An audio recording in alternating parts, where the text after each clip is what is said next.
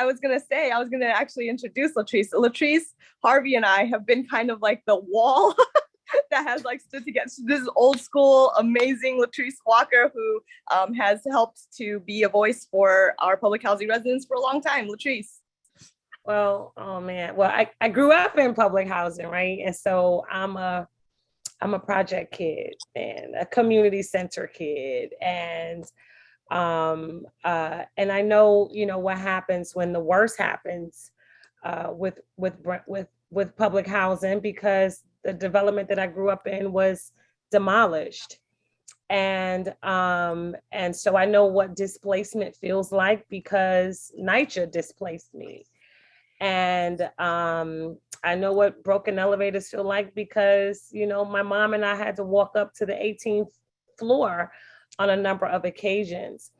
But I also know what the resiliency of NYCHA residents are, because I went to law school each and every day, carrying my little book, my little bags, driving to White Plains from my NYCHA apartment in Glenmore Houses. And so many times, they don't recognize, all of the amazing folk who are actually in NYCHA. And I'm not an anomaly, because there's another, really great lawyer who was a councilwoman, Alika Samuel. She and I grew up, an apartment complex away from each other, which was like one was up the hill and one was down the hill. And it's been my life's work. And so I really want to honor Reggie Bowman, who is on this call as well, who called me to make sure that I was on this, to really state that, I learned my fight for public housing from him. And whatever it is that, can be done to support and uplift the work of my colleagues, I appreciate their voice in this. And as everyone knows, the grit that I have is public housing grit. And so all they have to let me know is who asked, we got a kick, and we're going to go in and we're going to get what we need for all of our residents. It's been a long time coming, and we've gotten a lot in the past couple of years, because the state has really just made some investments, but they have to do more. And they can't think that one-shot deal that they did was enough in order to take care and address the needs. I am 110,000% against the housing trust. Thank you. See what happens when it goes wrong. And a lot of people lose their apartments. A lot of people lose the access. There is no opportunity to come back. And so I thank you all for the work that you're doing. And I really, am so taken aback and really just inspired by my colleagues who have really taken this thing on. And when you think that you're out there screaming in the wind, there's a whole cavalry that comes along. And so kudos to each and every one of you. Marcella, I know you're on the call too. Marcella showed up in my office yesterday with her crew, like, you gonna sign this letter? And I was like, I signed it already, but love you guys. That's love. That's love. Thank you, Marcella. Thank you, Latrice. All right. So thank you, Latrice. And I just wanted to see if there was any other questions in the room. I see there's so many legislators on. Oh, tenant advocacy has their hand up. Thank you for having me. Dana, I'm sorry, before we start, Dana, are we keeping track of time on questions?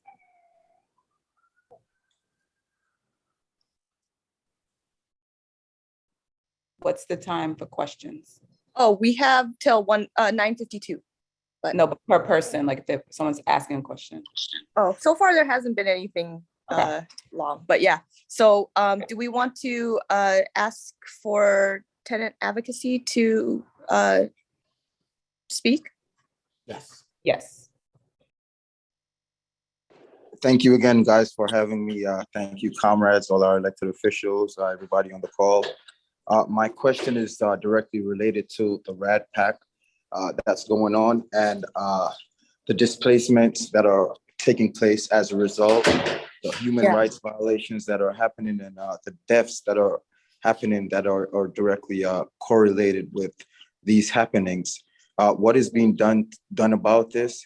Why are we not being more aggressive in taking RAD off the table until more research has been conducted? This RAD, as far as our activists is concerned, is not helping our communities, exploiting our communities. What are we doing? That's my question. Thank you very much. Thank you for that question. Do people want to answer? Legislators, any? I mean, this is why we're here. So a number of us do not want to have our developments converted into RAD and PAC. So that's why we're having these conversations. That's why we're creating this legislation. That's why we're continually talking to residents and to NYCHA leaders and letting them know we're our opposition. So what's happening now, you are actually a part of what we're doing. So is there anything else? Do you have any other suggestions for your lawmakers that can halt this process? We just like everyone else heard about the 40 billion that supposedly we're going to get from the federal government if they ever get their act right, to help us with all the money we need to preserve NYCHA. But that money has not come in yet. So that's why we as state legislatures are asking the state to step in and do their part. So if you have, and there's a possibility that it doesn't come in, right? Build Back Better, they've said, that the finalized bill has not been completely drafted. But we're definitely open to more suggestions on how to fight better. Yeah. So can I add something, Eileen, just to what Sure, Chantal said? absolutely. So I just want to be clear. I want to be for everyone on this. There's a bill pending in the assembly that Member Simowitz has introduced, and he's encouraging people to sign on to a letter supporting the blueprint. And people like members on this Zoom, Eileen has been leading this effort. A lot of other members have been saying this is not what we need for public housing. But there is a movement in the Assembly and the Senate, and the senator who introduced the same blueprint is Senator Kavanaugh, who both encouraged this bill to move forward. And I think we are trying to be the wall to stop it. So if you are on this and you're a member, we encourage you to stand with us against the blueprint. But if you're a resident, you should be reaching out to your member, ask them to stand with us, because this is a fight that, sometimes it's lonely when we're fighting these fights, but, there are a lot of members who have been standing strong saying the blueprint is not the answer. So I do want to because that's a good segue, Karen Blondell had just asked, why are we 1000% against the trust? And what is our solution to keep public housing public? How feasible is our solution and what is the timeline? And I saw that Joel is on here. Manny has another question. And I also saw Representative Gibbs had his hand up as well. So Harvey, Latrice, I know that Karen had wrote that while Latrice was talking. So Latrice, if you're still here, did you want to answer a little bit? Okay, I'm sorry, what was the question again? I'm doing economic development hearing and this at the same time. And I also want to shout out too that Alika is now the chairwoman, the regional director of New York, New Jersey HUD. And we were just talking about the disposition of NYCHA land. I'm sorry, go ahead. No, it's okay. So it was a question from a resident, Karen Blondell. Why are you 1000% against the trust? And what is your solution to keep public housing public? And how feasible is your solution? And what is the timeline? We need to ask Alika all of that. So I am 1000% against the trust because of a number of reasons. Again, I started my story with, I know what displacement feels like when NYCHA starts playing with language and playing with lingo. And Hope 6 was a project that they thought would have been amazing. Like it was, they've been working with some churches and some other community leaders and elected officials. And the deal was to dispose of all of this NYCHA property, and that we were going to build, units back. We were fighting for a 1-for-1 replacement. That didn't happen. All of the former tenants had gotten this promise to return.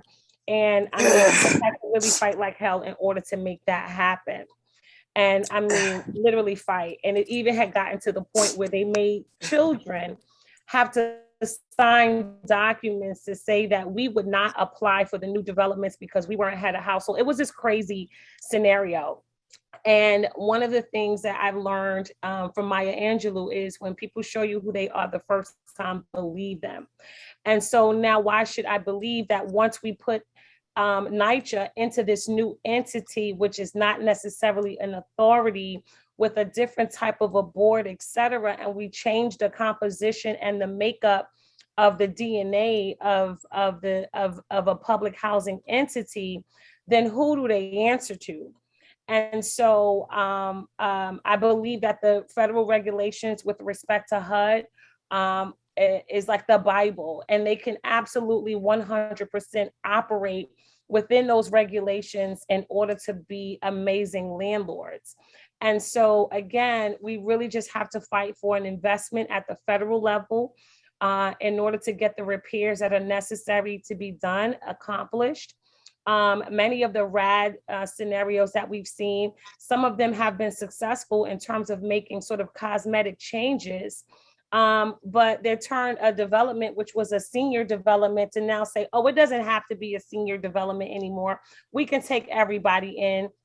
And so once they do that, it also changes the protections that the residents have, because they used to have a resident association. But now that there is no more NYCHA at this RAD development, they have a resident association where they don't get TPA funds anymore. Now CNC has to give them the money for their family day and for the residents in the particular organizations. So you lose a lot. Like, I've been through choice neighborhoods, I've been through promise neighborhoods, and this trust is just all of those other things on steroids. And if it didn't work before, then why would it work now? And so I think we just need the type of investment in public housing that we need, the same way we're seeing the luxury housing, the $120 million investments in order to build this, and $400 million for this. We just need the same level of investment for NYCHA. That's my belief. And so thank you, Latrice. Yeah, no, I just wanted to make sure to get to everybody else because we're running out of time and we already ran out of. Well, can I just say one thing, and that is that really felt like an emotional answer. And so, Karen, I wanted to add one thing, which is that Marquise did mention about the changeover from Section 9 to Section 8, which you and I had mentioned at a hearing, but that changeover with Blueprint and with RAD, that changeover is very dangerous because then that would affect. But y'all mixing up two programs. She started off talking about the Blueprint, which is Section 9, and then she went into RAD, which is Section 8. And I actually spoke about 4 different. I also said choice neighborhood. Yeah. I also talked about promise neighborhoods, actually 5, because I also talked about Hope 6. And so again, I've been around long enough to have seen many different iterations of the same program.